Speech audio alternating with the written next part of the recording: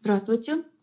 Мы продолжаем с вами занятия по психологии. И сегодня как бы в продолжение, да, и завершение того, о чем мы говорили на предыдущем занятии, я бы хотела сделать несколько штрихов к пониманию вот современного состояния этого вопроса. Мы с вами говорили о том, что Эрик Эриксон, который был первым психологом, который предложил периодизацию развития человека на весь жизненный цикл, то есть прибавил к уже существовавшим периодизациям тот период, который связан с, собственно, взрослостью, зрелостью и пожилым возрастом. И Эриксон ставил перед собой вопрос о том, вот поиск идентичности человека, он действительно является для Эриксона центральным. И мы с вами как раз говорили, что вот эти кризисы идентичности, да, они могут произойти с человеком на различных стадиях его возрастного развития.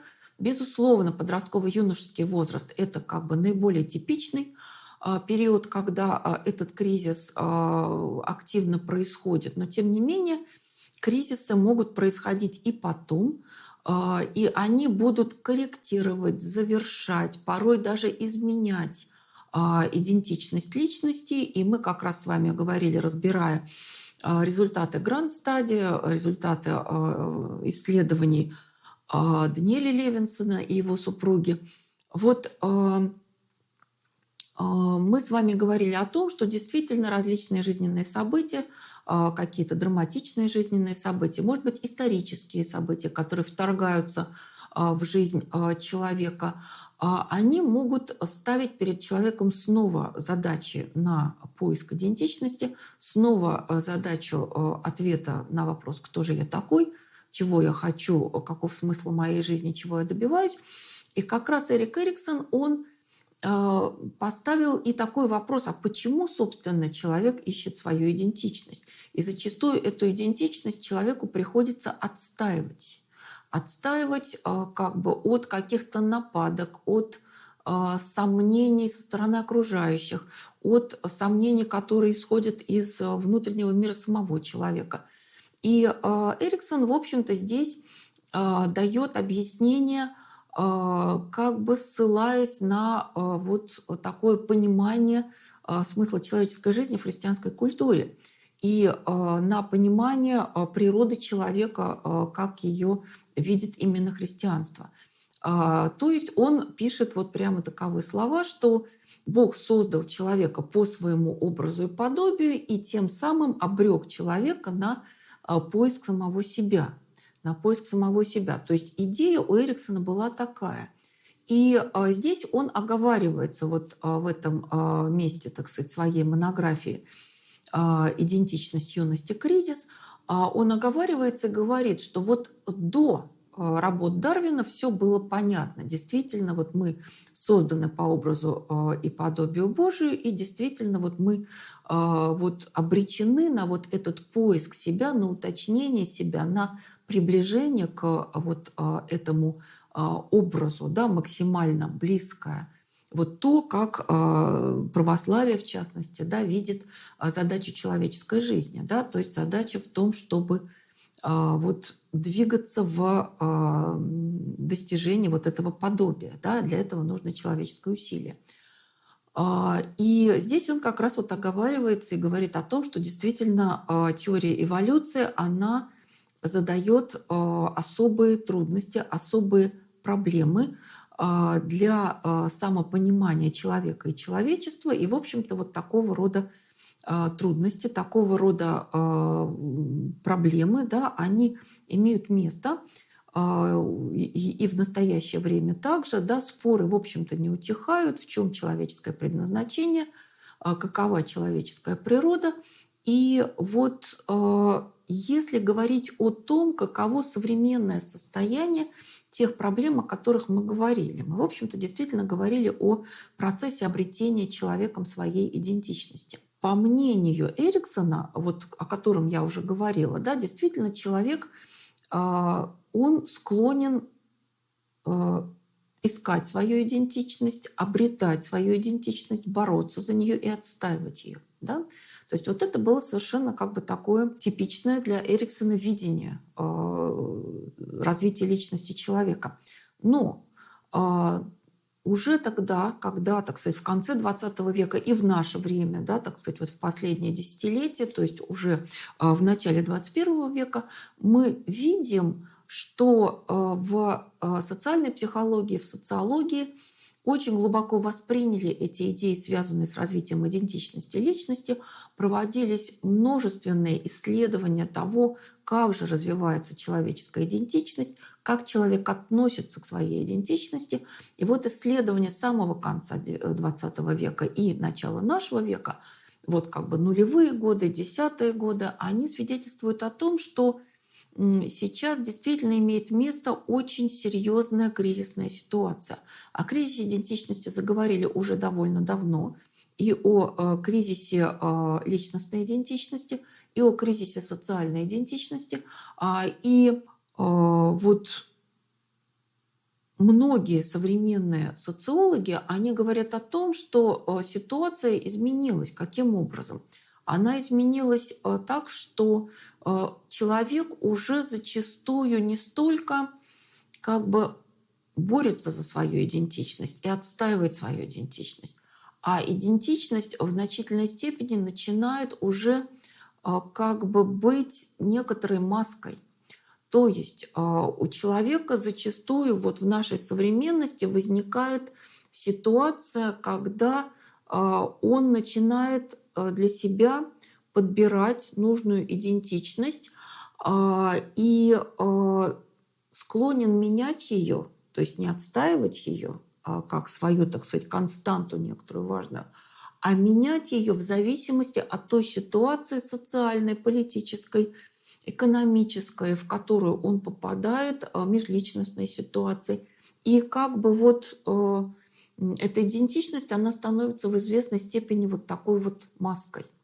И исследователи современной молодежи, они в частности подмечают такие моменты, которые, безусловно, вселяют тревогу, которые связаны с тем, что, скажем, человек может, скажем, там, с утра пойти в церковь, например, да, в свободный как бы день.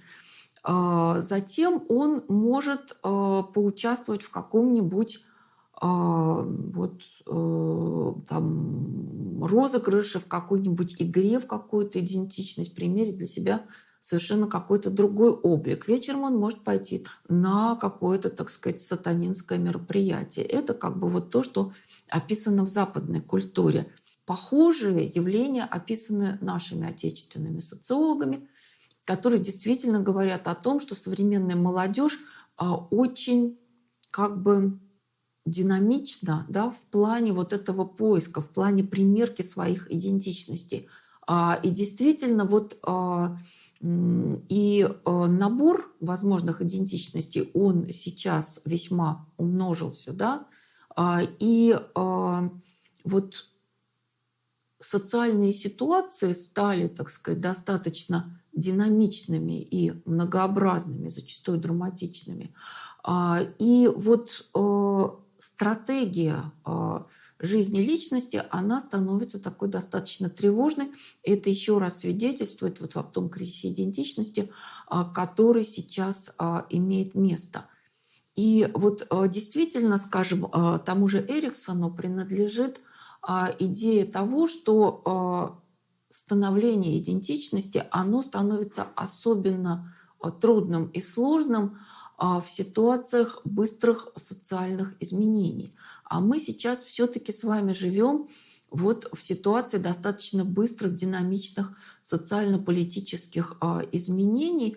И, вероятно, эта идея Эриксона здесь вполне уместна как объяснительный принцип, да? Что да, действительно, социальная динамика сейчас очень значительна, социально-политическая динамика, и это осложняет поиск идентичности. И вот, тем не менее, да, вот такая неустойчивая, да, ситуация, она, конечно, должна нами с вами приниматься в расчет.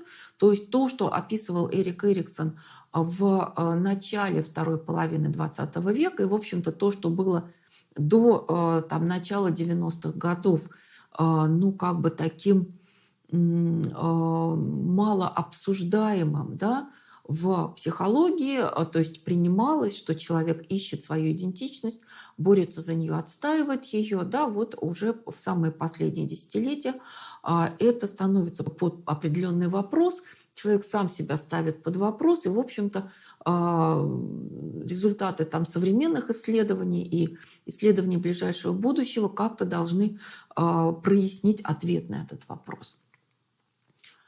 Вот я бы хотела, чтобы мы с вами также остановились сегодня на некоторых исследованиях взрослых, которые проводились в нашей стране. И здесь нужно упомянуть нашу отечественную Ленинградскую психологическую школу, которая провела очень интересные исследования, и, к сожалению, в этом исследовании мало были представлены именно как бы такие личностные аспекты развития человека. Итак, вот переносимся, так сказать, да, в психологические исследования в нашей стране, и нам с вами надо, безусловно, здесь отметить то, что те результаты, да, которые мы с вами обсуждали в связи с периодизацией Эрика Эриксона, да, в связи с Гранд-стадией, в связи с исследованиями Левинсонов, в общем-то, они касались прежде всего личностного развития человека. В нашей стране, в общем-то, была достаточно специфическая ситуация развития психологии, и вот она была связана с тем, что в 30-е годы некоторые направления развития психологии, они были как бы урезаны, они были пресечены. И, в частности, это было связано с некоторым таким запретом на развитие интеллектуальных тестов, на перевод и рестандартизацию тестов личностных. И вообще, так сказать, вот возникло такое негативное отношение к психологическим тестам вообще. И, как вы понимаете, конечно, в советское время в отечественной психологии очень большая, так сказать, роль отводилась идеологии. Очень важно было, чтобы у нас развивалась именно советская психология, опирающаяся на марксистские основания. И многие направления, полезные направления, развивавшиеся в западной науке, не только в психологии, но и в биологии, и в технике, вот, они начали клеймиться как буржуазные. И, к сожалению, вот здесь психология потерпела определенный урон. В частности, в 1936 году было издано, значит, такое постановление об идеологических извращениях в системе наркомпроса. Оно было связано с тем, что психологические исследования интеллекта, которые проводились по тестам, переведенным с как бы западных оригиналов, они начали входить в широкую практику, и они начали как бы показывать достаточно проблематичные результаты. В общем-то, вот, наверное, надо сказать о том, что вот это запрещающее постановление 1936 года, оно было как бы в какой-то степени обоснованным.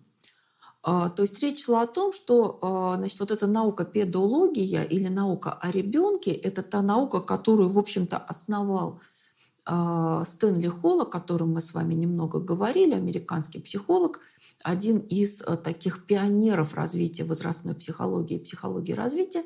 Вот эта наука педология, да, она была, в частности, тесно связана и с развитием психологического тестирования, в частности, развития тестирования интеллекта ребенка.